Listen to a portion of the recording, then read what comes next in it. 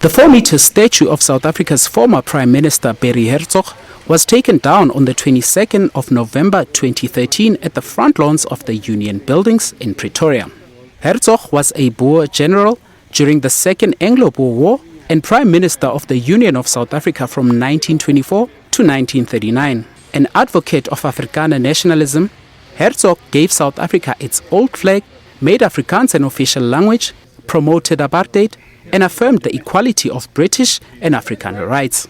Herzog's statue was still in good condition when it was taken down, save for the spectacles on his face, which had been removed, presumably by vandals. The bronze figure was erected in 1977. 36 years later, and almost 20 years into the new democratic dispensation, Hertzog finally makes way for Madiba.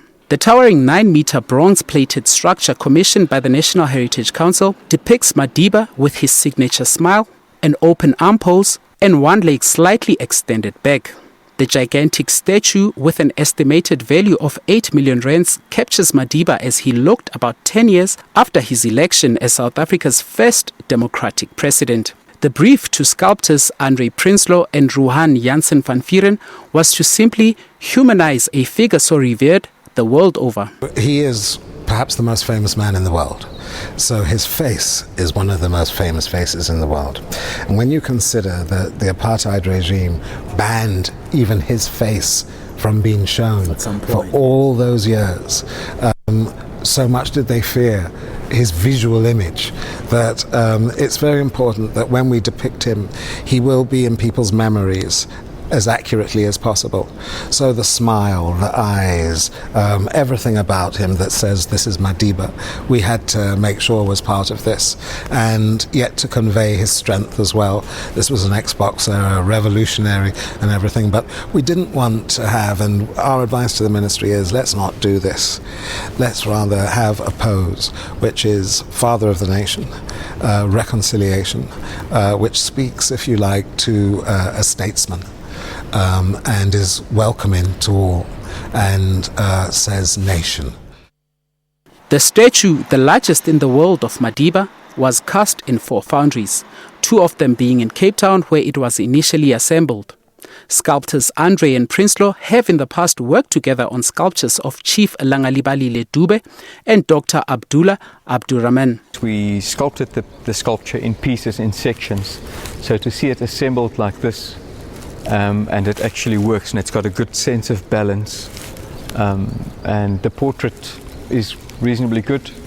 We're happy with what we see. There are minor things that if we had more time that we could work on it, but I think generally we're quite happy with what we see, what we feel.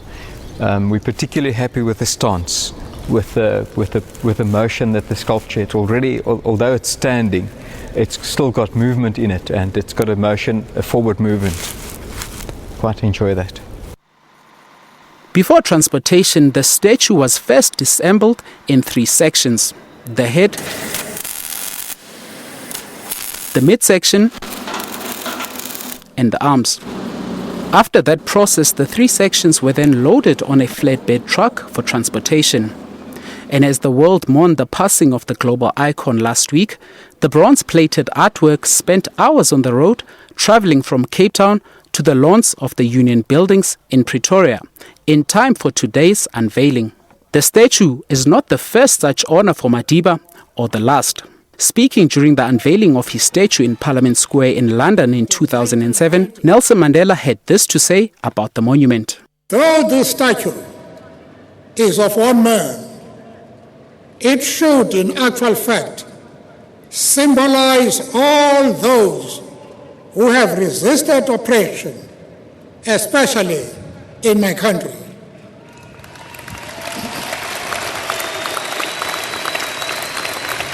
The statue now forms part of dozens of statues, sculptures, artworks and monuments honoring Madiba, like the 8-meter statue unveiled in Naval Hill in Bloemfontein and the 6-meter figure at the Nelson Mandela Square in Sandton, Johannesburg.